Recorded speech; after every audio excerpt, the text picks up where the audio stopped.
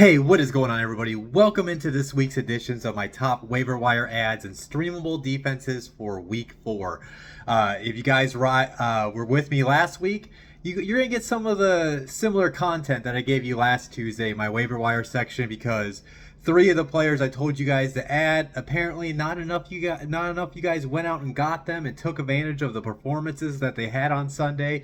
So I'm going to give you guys my top waiver wire targets, and they are again. So I'm going to push these guys until we get them above that 50% threshold. So as always, I'm going to give you guys my top waiver wire quarterback ad, running back ad, wide receiver ad, tight end ad, and flex ad of the week.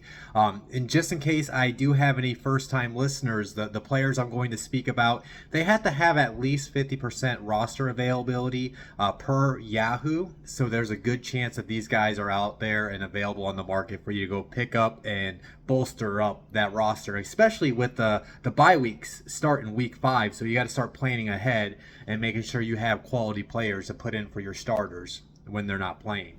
So let's go ahead and dive into this. The first player I'm going to talk about, as always, is that quarterback. And this is a guy I talked up last week, and I'm going to continue to talk him up this week. CJ Stroud. He's available in 80% of the leagues. If you guys listened to me last week and you picked up Stroud like I had to in the league, I had Anthony Richardson, and he wasn't able to play. You got a good game out of him. He had 280 yards, 2 touchdowns. He also ran the ball 3 times for 14 yards against the Jaguars. And he's made some history, joined some history this past weekend. He has the most pass attempts to start a NFL career. He has 121 pass attempts without an interception. That is the most in the NFL history. And then he became the 3rd quarterback to have 900 plus passing yards in his first 3 games. And the only 2 other quarterbacks that have ever done that were Cam Newton and Justin Herbert. And guess what? Those guys were really great fantasy quarterbacks in their first year in the NFL. Now this week they are playing the Steelers. I'm kind of worried. I ain't gonna lie. I am kind of worried about T.J. Watt, Alex Highsmith against that banged up Texans offensive line. But Laramie Tunsil should hopefully return, and that should help bolster up that offensive line. But keep in mind too, look what Jimmy G did. Now Jimmy G was awful last Sunday, but he was able to work the ball to Jacoby Myers and Devontae Adams. So I still think Stroud's gonna be able to put up some good numbers. And if you are still looking for a quarterback you can count on, it looks like Stroud's going to put up numbers every week, especially since they haven't gotten the running game going. So yeah, if you're still looking for quarterback help, I would definitely go pick up CJ Stroud and have him as your quarterback going forward. My running back ad of the week. Everybody knows about this guy after the Miami Dolphins lit up the scoreboard with 70 points. And now I got to pronounce his name right, because I've been mispronouncing it apparently for throughout the preseason and the first couple weeks. But it's Devin Achane. Not A-Chain, it's A-Chan. If I am even saying that right. But yeah, obviously you guys already know how great of a week he had. He had 18 rushes for 203 yards and 2 touchdowns, and 4 receptions for 30 yards and 2 touchdowns on 4 targets. Now, this is just an example. Now, this is actually his 2nd time on my waiver wire video. If you guys have been with me all season, you should have remembered I talked about him on the first waiver wire entering the opening Sunday. Just because as I preached in that video, guys, you have to be patient with these rookie running backs. They're not always just going to come out of the gates running. Sometimes you have to let them sit on the bench, because I understand why some people might have moved on from Achane. He was a healthy scratch in week 1, and then obviously Mostert was doing his thing in week 2, and then all of a sudden Achane got an opportunity and he took advantage of it, and he offers that high ceiling, which I did talk about in my running back tier video when I did that back in August. So I never released him, so I'm lucky I had him on my bench. Obviously I didn't get all those points out of him, but I'm glad I did hold on to him. And now going forward with him, though, you do have to monitor that Jeff Wilson he can return from IR after this week, and obviously they do have Mostert, so we're going to have to see how his touches are going to be spread out going forward if Wilson does make his return from IR. But regardless, he's proven that he's a threat with the ball in his hands. So I think he's still going to have a role. He's going to be probably a weekly, good matchup play based on the flex. But if anything happens with Mostert or Wilson doesn't return or he gets hurt again when he returns, A-Chain's like a really, high end, or like he'll be a high end RB2 and give you RB1 weeks as we saw. But it's just you got to like lower your expectations with him just because it is kind of a crowded backfield, and they also didn't have Jalen Waddle too, so you got to factor in Waddle's presence in the offense too. Just some context on why you're probably not going to get the game that he had this past Sunday anytime going forward, but he's definitely should not. There's no reason why he should have more than 50% roster availability. Don't necessarily love his matchup this week against the Bills, but obviously if you pick him up, you're probably going to play him at least as a flex play this week. My wide receiver ad of the week. He was my wide receiver ad last week, guys. I told you guys to pick him up because he's starting to get healthier and he's starting to establish his role as the number one wide receiver in the Panthers offense. But Adam Thielen, he's still available in 53% of the leagues. If you did take advantage of my suggestion last week, you probably noticed that he had 11 receptions for 145 yards and 1 touchdown on 14 total targets. Over the last 2 games, he's had 23 targets, and spoiler alert for my video tomorrow, I'm going to be talking about this again, but he's going against the Vikings this week, his former team. It's a revenge game. I love having him in my lineup this week if you're able to get him off the waivers. And if you already have him, I'm going to talk him up tomorrow, so I won't spend much more time on him. My tight end ad of the week, I'm going with that rookie tight end for the Green Bay Packers, Luke Musgrave. He's available in 82% of the leagues right now. Now, the reason why I think he's worth an ad is we've seen he had like 7 targets in the first 2 weeks, and all of a sudden now he has 8. He had more targets than what he did in 2 games. And then you guys have probably heard, the people that have been listening to my videos have probably heard me talk about how the Saints traditionally are really great against the tight end. I mean, I'll be honest. I told people to sit. I would not stream Luke Musgrave last week, but he proved me wrong. He had 6 receptions for 49 yards on 8 targets against that Saints defense. Something that, like I've said before, and I'll say again, most tight ends struggle against the Saints as far as fantasy production. And then I love his matchup this week. I'm not going to get into it too much because I spoiler alert on him. I'm going to be talking about him tomorrow night. But yeah, if you're looking for a tight end to pick up this week and stream in your lineup, I would definitely go get Musgrave, and I'll speak on him more in my start sit video tomorrow. My flex ad of the week, I am, once again, another name I talked about last week. I told you guys to go add. I thought he was even a decent flex play last week, and now you need to definitely go get him because this budding chemistry between CJ Stroud and Tank Dell is slowly starting to take off early in this season. Tank Dell is still available in 69% of the leagues. This past weekend, he had 5 receptions for 145 yards, a touchdown on 7 total targets. He's gotten 17 targets over the last 2 games. This week, they are going to the Steelers. I'm not going to try to rehash everything I said about CJ Stroud, but we did see Jimmy G was able to still connect with Devontae Adams and Jacoby Myers. It's just that Jimmy G was very inefficient and threw those interceptions. So I don't think Stroud's going to have that bad of a game, and obviously teams have found some success moving the ball against this Steelers defense this year. So I think Tank Dell is definitely, a wide receiver, high-end wide receiver 3 play, flex play this week.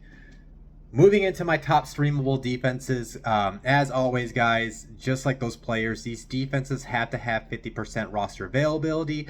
And boy, it is rough out there for streaming defenses this week. There are weeks where it's easy to pick which team you want to go after to stream, and then you get weeks like this where there's not the really greatest matchup, but you just kind of got to look into it and look how the ball could potentially bounce your way. So yeah, let me go ahead and dive through this list really quick. My number 1 streaming defense, I'm going to go with the Bengals against the Titans. The Bengals are available in 62% of the leagues. I really like what they did against that Rams defense last night. Obviously they got those 2 or 3 interceptions. I know Logan Wilson had at least 2 picks against Matthew Stafford in that Rams offense. And then you just look at the Titans offense, right? They have really struggled to consistently be productive this season. They have arguably one of the worst offensive lines, and then you got the Bengals who have like Sam Hubbard and Trey Hendrickson that can get after the quarterback, and then Derrick Henry, I saw some stat where he hasn't broken a tackle this year, so his age catching up to Derrick Henry. And then they obviously Ryan Tannehill's up there. He hasn't been throwing the ball, going crazy with DeAndre Hopkins and Treylon Burks. So I can see the Bengals building off that success that they had on Monday night and getting after Tannehill and getting those those sacks and potentially try to force those turnovers. One caveat with them too, now obviously this team is a lot tougher, and I was definitely wrong on them as being the easy pick to stream a defense against, but it should be noted that the Bengals also have the Cardinals in week 5. My number 2 streaming defense, I'm going to go with the Colts against the Rams. The Colts are available in 94% of the leagues.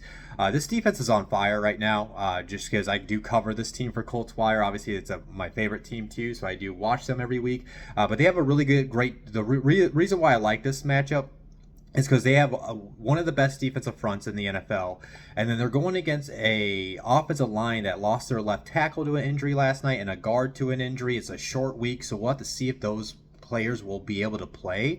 But if they're not able to play, look what happened last night against that Bengals defense. The Bengals were getting pressure on Stafford all night, and they were getting those sacks on him and also helping force those turnovers because they were able to frustrate and not let Matthew Stafford get comfortable in the pocket. I see the Colts repeating that success, and one thing to note with the Colts too, their week 5 matchup is they got that Titans offense, so that's something to keep in mind as well. My number 3 streaming defense. Boy, I totally get it. If you guys don't want to do this, I get it. The Broncos just gave up 70 points. But I would be remiss if I would not mention that they are going against the Bears this week, right? This is probably the only time I'm going to trust streaming the Broncos defense if I can't get a better streaming defense this week. They're available in 62% of the leagues. I'm sure that's going to be a lot higher once the waivers process tomorrow. But let's look at the fact that they are going against a Bears offense that is struggling, that is turning over the ball, that is not scoring points. And I've said this in years past in my streaming defenses. I'm not afraid to stream defenses in a matchup of really bad teams, because what happens in those matchups between bad teams? Turnovers happen. Weird plays happen. People fumble the ball and some defense picks it up and goes for 6.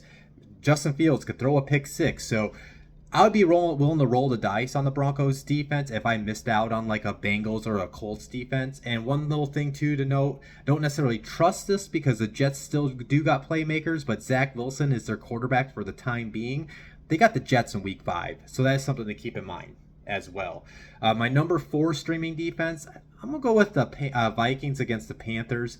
The Vikings are available in 97% of the leagues. Obviously, I don't necessarily love this matchup because I rank them behind the Broncos defense, but the Vikings defense hasn't been that special. But why I would be, willing to roll the dice on them in a week that doesn't have a lot of great streaming options is because I saw some crazy stat from PFF where they are like on pace to completely shatter quarterback pressures allowed.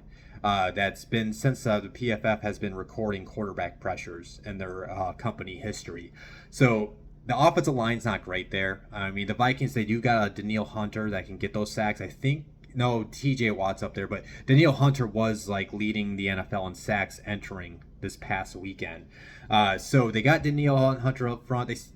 I'm just kind of betting on the fact that the Panthers offensive line is that bad that they'll get sacks and maybe potentially force a turnover. But again, this is an extremely roll of the dice that I'm not very trustworthy on. But so I've kept on saying, sometimes you just got to roll the dice in a week like this if you're going to be doing what I do and stream defenses every single week. My number 5 streamable defense, I'm going with the Bucks against the Saints. Now, obviously, the Bucks, they kind of came back down to earth, but that's against a Philadelphia Eagles team. And the reason why I really like this matchup is because they'll be going against Jameis Winston.